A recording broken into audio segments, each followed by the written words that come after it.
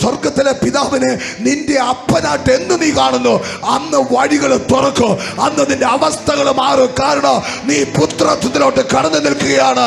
Hallelujah, സ്തോത്രം. യോഹന്നാന്റെ സുവിശേഷം 1:12 പറയുന്നു, അവനെ കൈക്കൊണ്ട് അവന്റെ നാമത്തിൽ വിശ്വസിക്കുന്ന ഏവർക്കും ദൈവമക്കളാകുവാനുള്ള അധികാരം കൊടുത്തിട്ടുണ്ട്.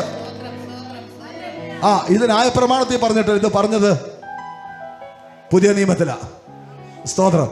ന്യായപ്രമാണത്തിൽ ഇത് പറയാൻ വകുപ്പില്ല, എന്നാൽ കൃപയുടെ യുഗത്തിൽ ഇത് പറയാൻ വകുപ്പുണ്ട്. അതുകൊണ്ടാണ് ലേഖനത്തിൻ്റെ അകത്ത് ഇങ്ങനെ പറഞ്ഞത്, അവനെ കൈക്കൊണ്ട് അവന്റെ നാമത്തിൽ വിശ്വസിക്കുന്ന ആർക്കും.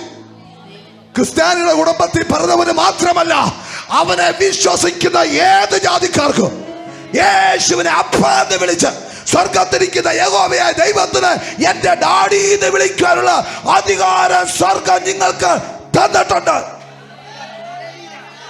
ആരോട് പറയാനാ? ഒന്നവനെ കൈക്കൊള്ളണം. എങ്ങനെയാ കൈക്കൊള്ളുന്നത്? കൈക്കൊള്ളുക എന്ന് പറഞ്ഞു കഴിഞ്ഞാൽ അവനെ സ്വീകരിക്കുക, അവനെ സ്വന്തമാക്കുക. സ്തോത്രം. ഇന്ന് പുതിയ നിയമത്തിന്റെ അകത്ത് യേശുവിനെ സ്വന്തമാക്കാൻ ഒറ്റ വഴി, അത് സ്നാനമത്രേ.